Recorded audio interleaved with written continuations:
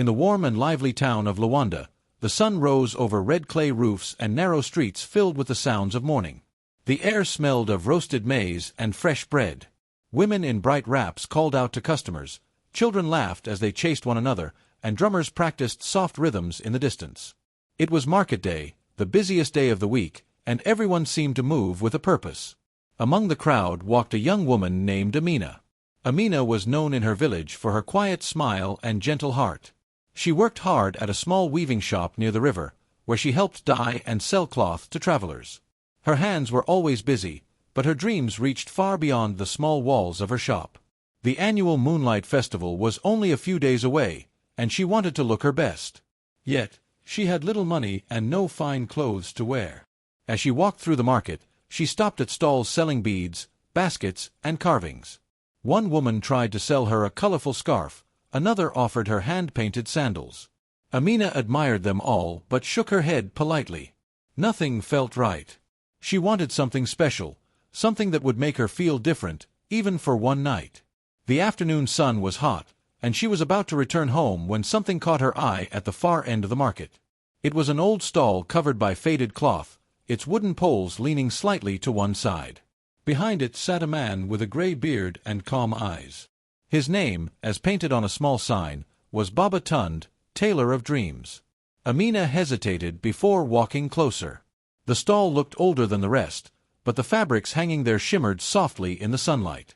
They were not ordinary cloths. Some were deep blue like the night sky, others were red with golden threads that seemed to move. Then she saw it, a dress hanging quietly in the back. It was golden, but not too bright. The way it caught the light made it look alive. "Good afternoon, Baba," Amina greeted softly. "Your dresses are beautiful." The old man looked up and smiled. "Ah, beauty sees beauty, my child," he said with a warm chuckle. "You have an eye for the rare things. That one at the back has been waiting for the right person." Amina tilted her head. "Waiting? For me?" she asked, half laughing. Baba Tund nodded slowly. "Maybe. It was stitched with moonlight, or so the story goes." Amina blinked. "Stitched with moonlight? How can that be?" The old tailor leaned back in his chair and folded his hands. "Long ago," he said, "when the moon shone brighter than it does now, a young queen asked the stars for a gift. She wanted a dress that carried the light of courage, kindness, and truth. The spirits gave her moonlight threads, and her seamstress wove them into a golden cloth. The dress brought honor to those who wore it. Some say it still does." Amina listened, her curiosity growing. "And this is that dress?" Baba Tund smiled mysteriously. "Perhaps it is. Perhaps it is only cloth. What matters is what the wearer brings to it." Amina touched the fabric gently. It felt warm under her fingers, smooth like water. For a moment, she thought she saw it shimmer, even though a cloud had covered the sun. "It's very beautiful," she whispered. "But I don't think I can afford it." The old man's eyes softened. "Some things choose their owner, child. If the dress is meant for you, it will find a way." She looked at him, unsure if he was teasing or serious. "How much?" she asked quietly. He named a small price, less than she expected, though still more than she had brought. Amina checked her small pouch. She had just enough coins if she skipped dinner that night. She hesitated for a long moment, her heart and mind in quiet battle. Finally, she smiled. "I'll take it," she said, handing him the coins. Baba Tund wrapped the dress carefully in brown paper and tied it with string. "Take good care of it," he said. "And remember, not every shine comes from gold. Some light comes from within." Amina thanked him and walked away, the parcel pressed close to her chest. As she moved through the crowd, she felt people glance her way, though they couldn't see what she carried. The dress seemed to hum softly in her hands, like it had its own quiet heartbeat. She told herself it was just her imagination, but still, she held it tighter. On her way home, she passed the river where the water flowed calmly under the bridge. She stopped for a moment and sat down, unwrapping the parcel slightly. The golden fabric glowed faintly, even though the sun was dipping low. A breeze brushed her face, and for a second, she thought she heard a whisper, a voice, gentle but clear. "Wear me under the moon," it said. She gasped and looked around. No one was there. Only the sound of the river and the rustling reeds filled the air. Her heart beat fast. "It's just the wind," she told herself quickly. Just the wind. But deep down, she wasn't sure. When she finally reached home, her grandmother, Mama Halima, was waiting by the doorway. "Amina, you're late," she said, though her voice was kind. "Did you find what you were looking for?" Amina smiled shyly. "I think I did, Mama." Her grandmother's eyes twinkled when she saw the fabric. "Ah, that color suits you. It reminds me of the stories my mother used to tell. Be careful, child, old cloth sometimes carries old memories." That night, Amina placed the dress on her small wooden table. The lamp's light made it shimmer softly. She couldn't stop staring at it. It looked almost alive, as if it breathed with her. The idea that it might have a story, a history older than she could imagine, both scared and excited her. Outside, the moon rose high above the town, casting silver light through her window. The golden fabric caught that light and glowed faintly, like it was answering the moon's call. Amina felt drawn to it. She reached out, touched the fabric, and for a moment, warmth spread through her hand. It was soft, alive, and strangely comforting. Amina whispered to herself, "Maybe it really is stitched with moonlight." She smiled, feeling both nervous and happy. Something deep inside her told her that her life was about to change. She didn't know how or why, but she could feel it, like a secret waiting to be told. As she lay down to sleep, the golden dress hung quietly on the wall, catching the moonlight in its folds. Outside, the night wind carried a faint hum, almost like a lullaby. Baba Tund sat alone at his stall, staring at the empty space where the dress had once hung. "Another one has found her path," he murmured softly. And in the quiet of the night, the golden dress shimmered gently, as if it smiled too. That night, after a long day at the market, Amina sat alone in her small room. The golden dress lay folded neatly on her bed, glowing faintly under the soft lamplight.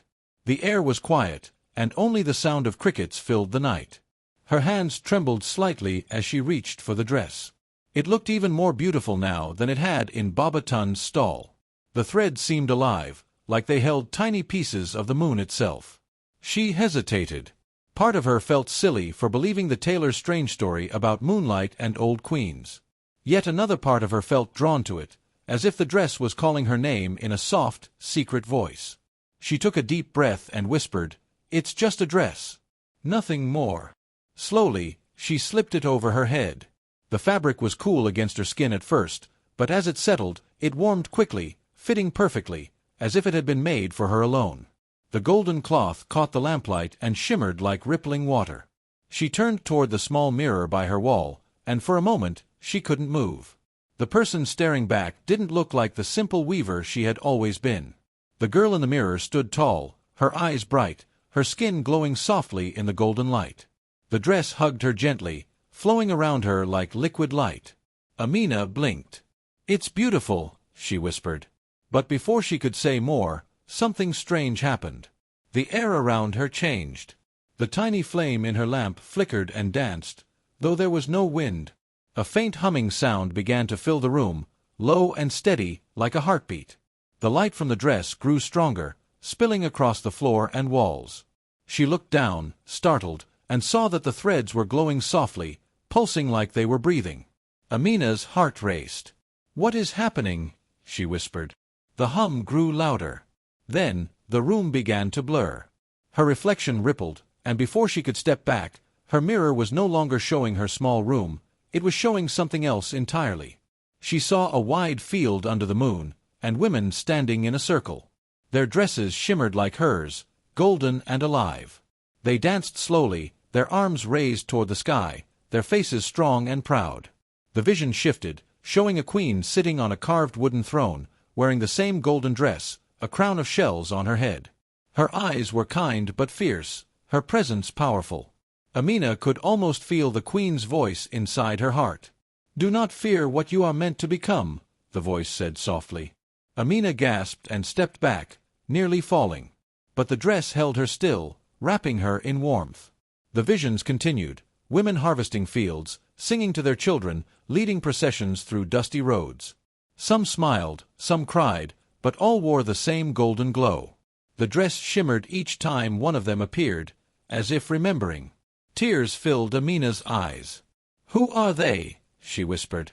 The voice returned, gentle and steady. "They are the ones who came before you. The ones who wore the light with courage." The images faded, replaced by the quiet of her room. The golden glow softened until it was only a faint light again. The hum faded away, and she stood there in silence, breathing fast. The lamp still flickered beside her, and everything looked the same, except for her. Her heart felt heavy and full at the same time. It was as if she had lived many lives in one breath. She looked at herself again in the mirror. The golden dress looked simple now, but her reflection felt different. She wasn't just Amina the weaver anymore. She felt stronger, as if something inside her had awakened. She sat down on the edge of her bed, trying to calm her racing heart. Her fingers traced the fabric. "You're more than cloth," she murmured. "You hold memories." For a while, she simply sat there, letting the silence settle. Outside, the moon was full and bright, casting silver light across the village roofs.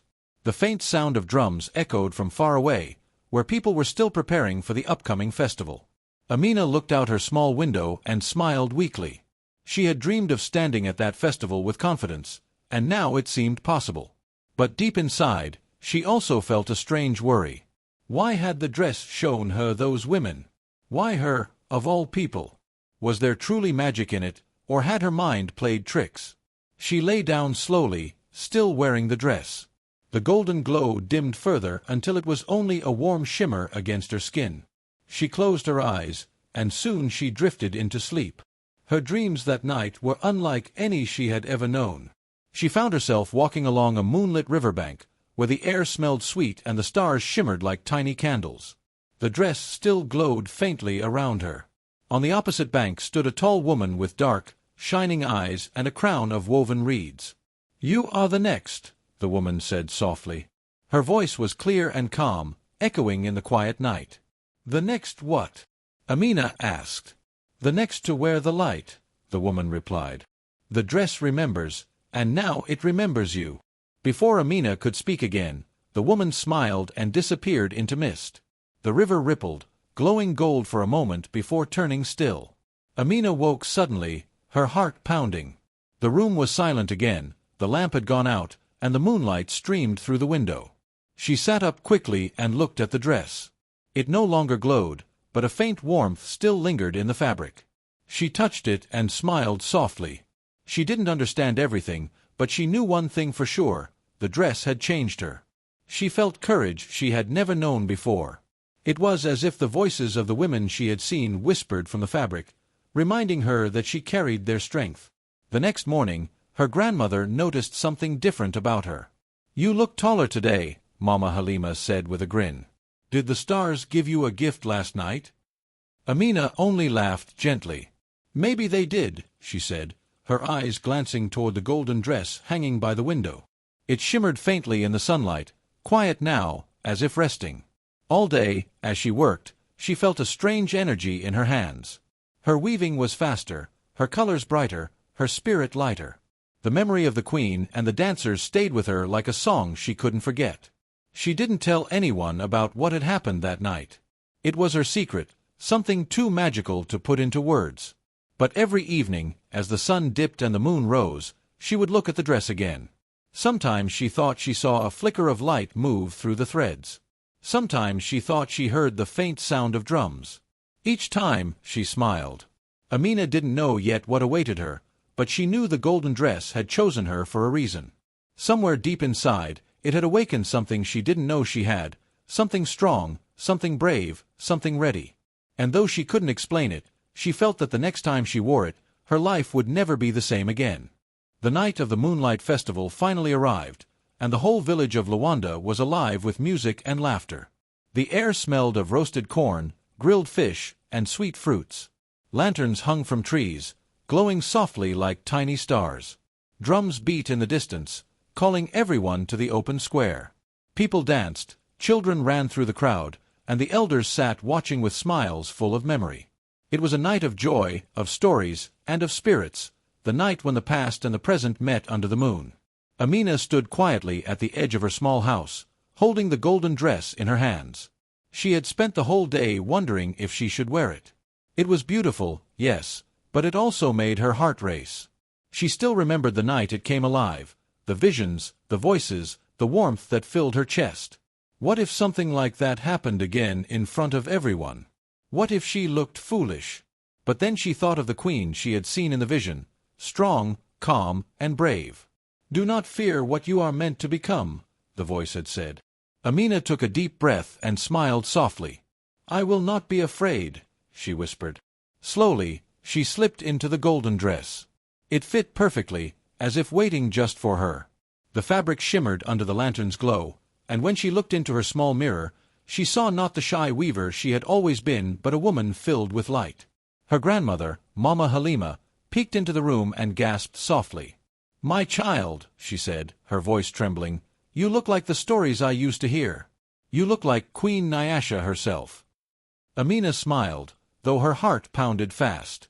"It's just a dress, Mama," she said gently. Her grandmother shook her head. "No, child. Some dresses are more than cloth. They carry the memory of those who wore them before. Go now. The village waits." The moon was high when Amina walked through the narrow path leading to the festival. Every step she took made the golden fabric shimmer, catching the light of the lanterns and stars. When she reached the square, the drummers slowed their rhythm, one by one turning to look at her. The crowd went quiet. Children stopped playing. Women lowered their baskets. Men stood still, their eyes wide. The elders at the front leaned forward, whispering to one another. "It is her," one murmured. "The spirit of Queen Nyasha walks again." Amina froze for a moment, her breath catching.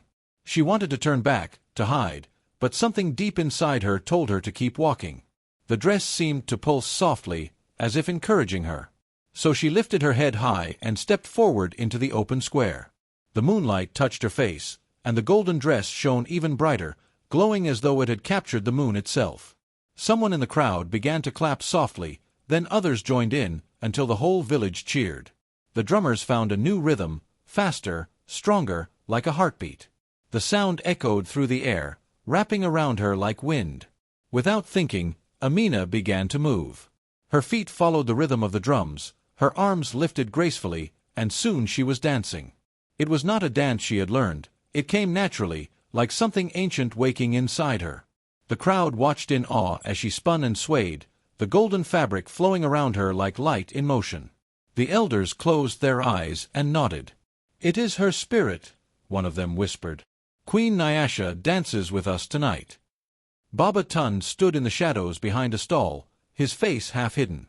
He smiled quietly to himself. He had seen this before, not the same girl, but the same light. He whispered under his breath, "The dress has found its keeper once more." As the drums grew louder, Amina felt something rise within her, warmth, strength, and an overwhelming sense of peace. She felt connected to everything around her, the earth beneath her feet, the people watching, the stars above. For a moment, she wasn't just Amina the weaver. She was part of something greater, a story that had begun long before she was born. She twirled once more, and as she did, the dress glowed so brightly that the lanterns seemed to fade. The crowd gasped as the light spread around her, soft and golden, wrapping the square in a gentle glow. The drummers slowed, the music softened, and silence fell once again. Amina stood still, breathing hard, her eyes glistening. The glow of the dress began to fade, returning to its quiet shimmer. She looked around nervously.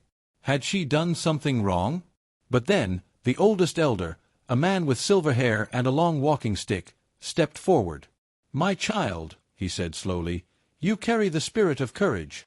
Tonight, the ancestors danced through you. You have brought their light back to us." Amina bowed her head, unsure what to say. "I didn't mean to," she began, but the elder raised his hand gently. "The light chooses who it remembers," he said. "And tonight, it remembered you." Tears filled her eyes. She felt a warmth spread through her chest, not fear, but gratitude. The crowd began to cheer again, chanting her name softly. "Amina! Amina!" The drummers started a new song, slower and full of joy. Women came forward to dance beside her, their bright dresses swirling. Children laughed and clapped their hands. Even the elders smiled, swaying gently to the rhythm. The night air was filled with happiness and magic. Baba Tund finally stepped out of the shadows, his old eyes shining. Amina saw him and walked over. "Baba," she said softly, "was this supposed to happen?" He smiled and nodded. "The dress does not create the light, child. It only shows the light that is already in your heart."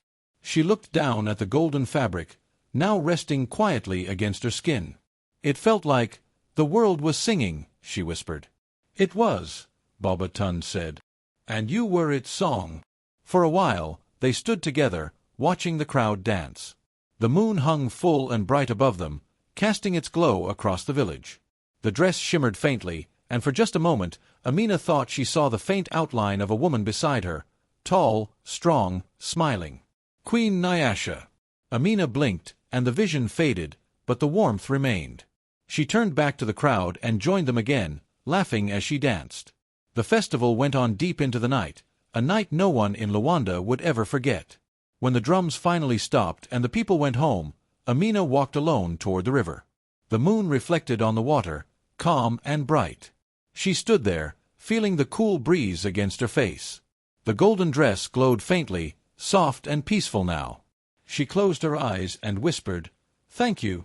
In the distance, she thought she heard a faint voice, the same one from her vision. "Courage is not given, Amina. It is found." She smiled and looked up at the moon. The night was silent, but her heart was full.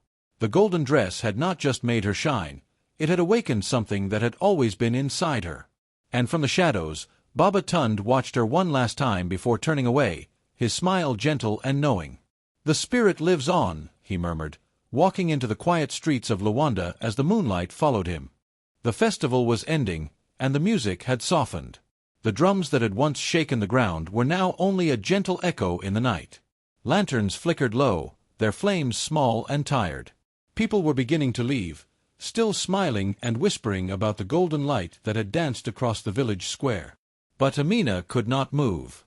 She stood in the center of the square, her heart still racing, her body still warm from the dance.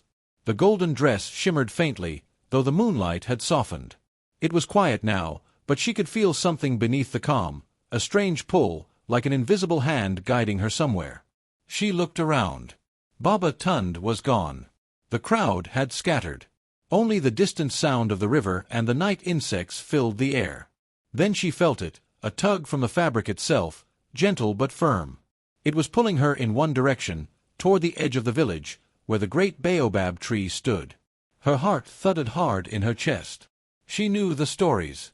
The elders said that the baobab was sacred, a bridge between the world of the living and the spirits.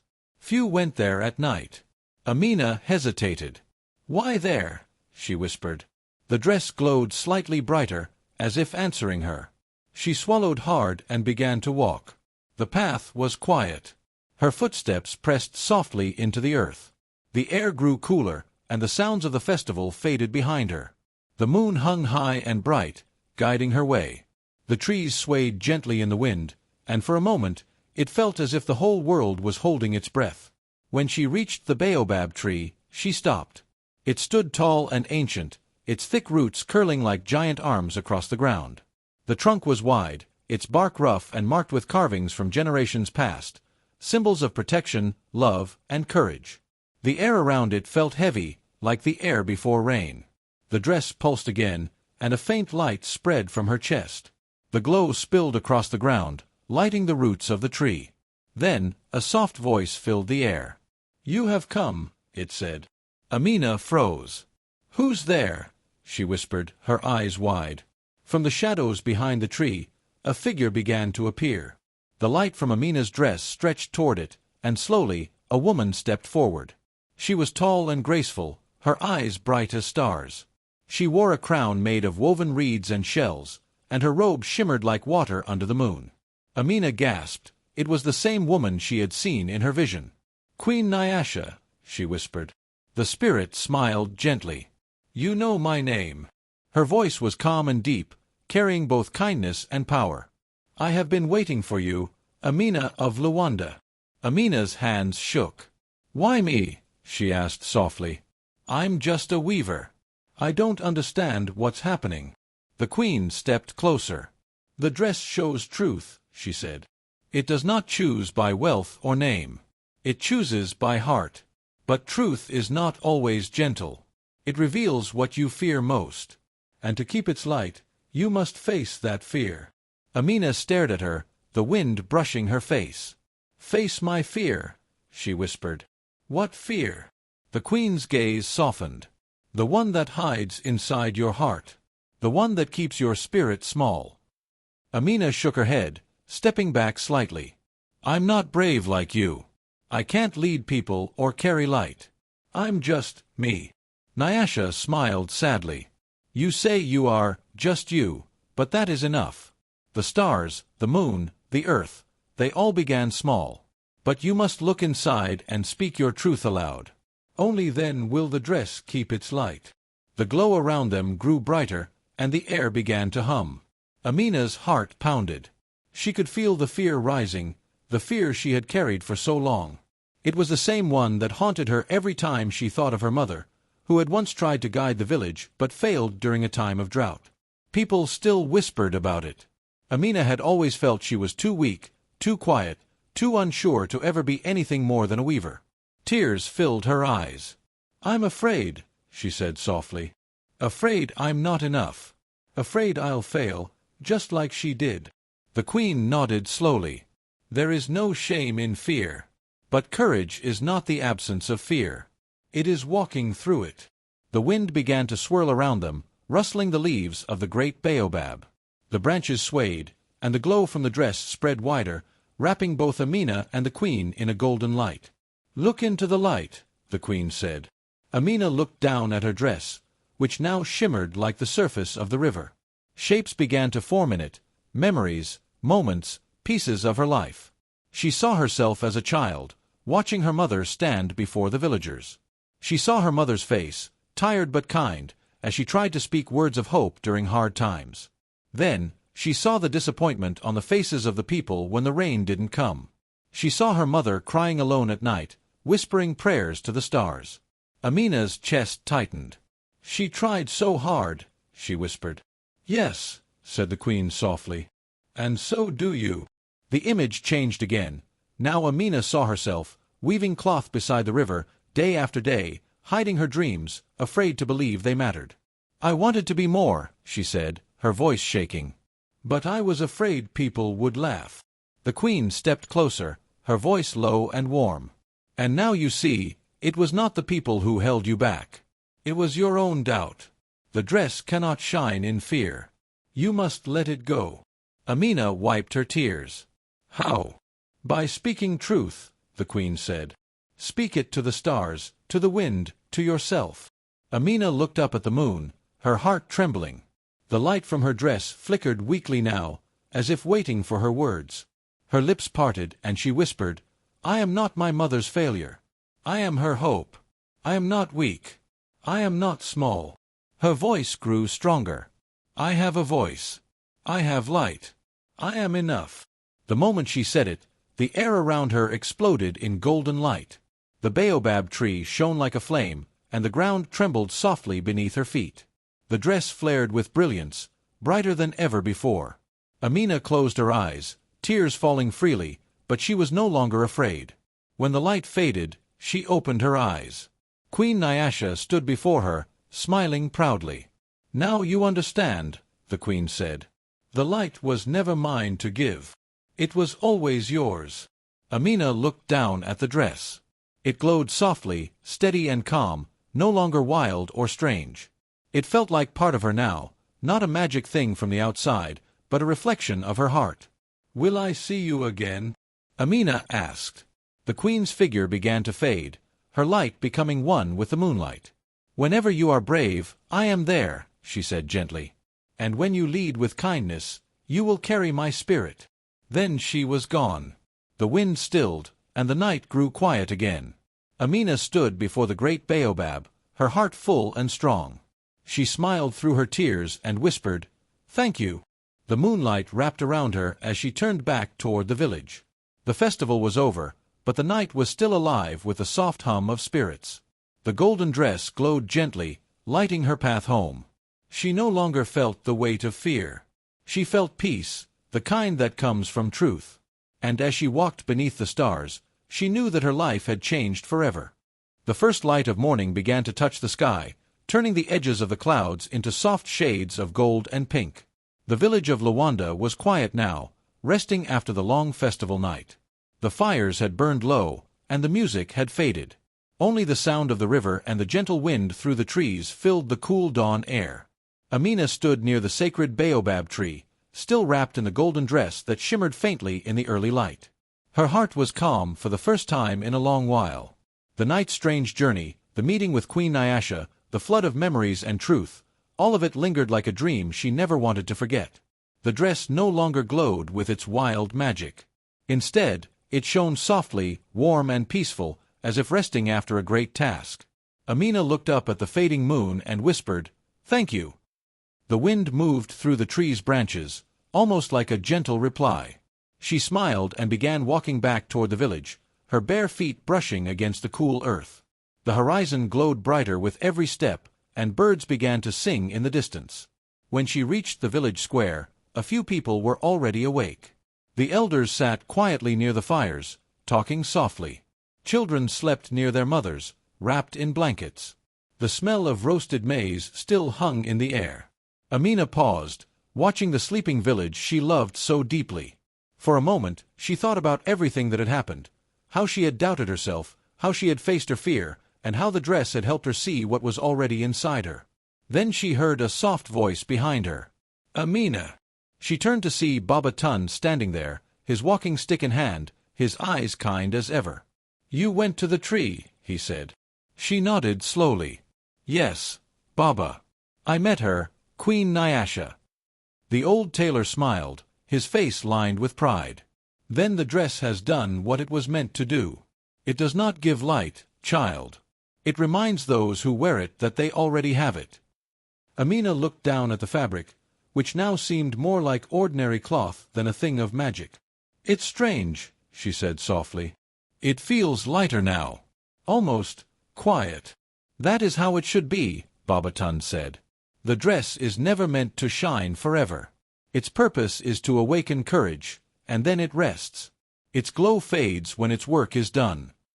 Amina nodded, her heart full. "Then it has done its work well," she said. Baba Tun chuckled gently. "No, my child. You have done the work well." They both stood there in silence, watching as the sun slowly rose above the distant hills. The golden rays touched the roofs of the huts, the trees, and finally Amina herself. For a moment, the whole world seemed wrapped in the same gentle light as her dress. Soon, the rest of the villagers began to wake. One by one, people came out of their homes, stretching and smiling sleepily. When they saw Amina standing in the square, they stopped. Her presence seemed to carry peace with it. The golden dress caught the morning light, glowing softly. The elders approached first. "You brought the spirit of Queen Nyasha to us," one of them said. "The night will be remembered for generations." Amina shook her head. "The spirit was always here," she said. "We only needed to remember it." The elder smiled. "Then you reminded us." A group of children ran toward her, their laughter filling the air. "Amina! Amina!" they called. "Sing the song again. The one from last night." Amina blinked. "The song?" "Yes," a little girl said. "The one that made the lights dance." Amina laughed softly. She remembered now, near the end of the night, after the light had faded and silence had filled the air, she had begun to sing. It had been the song her mother once sang, a song of courage, hope, and unity. She had not realized then how many had joined her voice. So she closed her eyes and began to sing again. Her voice was soft at first, clear and sweet like water flowing over stones. The melody rose gently into the morning air, carrying words her mother had taught her long ago. "The heart that fears cannot see the dawn, but the brave heart walks with the light. Though shadows fall, the sun still rises, and truth will guide us through the night." Her voice echoed softly across the square. Soon, others began to join, the children first, then the women, and finally the men. Even the elders hummed along, their old voices blending with hers. The whole village filled with song.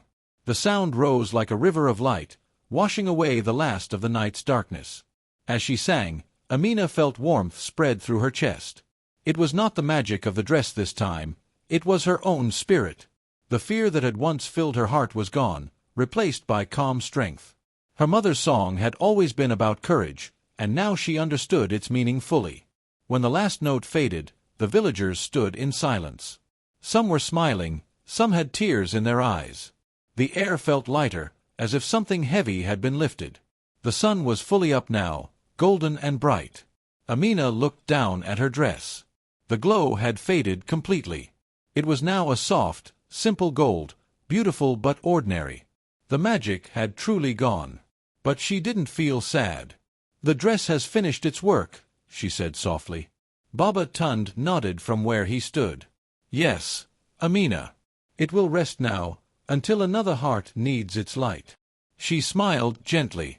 "Then I will keep it safe." The villagers gathered around her, and soon the square was full of life again. People cooked breakfast, children ran laughing, and the drummers began to play a slow morning rhythm. Amina helped carry water from the river, her laughter joining the others. Everything felt new, as if the world itself had been washed clean. Later that morning, she hung the dress inside her small home, folding it neatly and placing it on a wooden shelf. The fabric no longer shimmered, but when the sunlight touched it, she could still see faint traces of gold, like a secret waiting to be remembered. Her grandmother came to the doorway, leaning on her cane. "You sang beautifully, my child," she said. Amina smiled. "It was her song, Mama. But now it is mine too." Mama Halima nodded. "And it will be your daughter's one day. Songs like that never die." Amina looked out at the sky, now bright and blue. She felt a sense of peace she had never known before. She knew life would go on, with its joys and its trials, but she also knew she would face everything with courage. The light she had found within her would never fade. That night, as the stars returned and the village rested, Amina sat by her window. The air was cool, and the world was quiet. She looked at the folded dress and whispered, "Thank you for showing me who I am." Outside, a soft breeze passed through the trees, carrying the faint sound of drums. For a moment, she thought she saw a flash of gold by the old baobab tree, a gentle shimmer, like moonlight remembering. Amina smiled, her heart full. "The light lives on," she said softly. Then she blew out her lamp and lay down to sleep, her spirit calm, her courage steady as the dawn that would soon come again.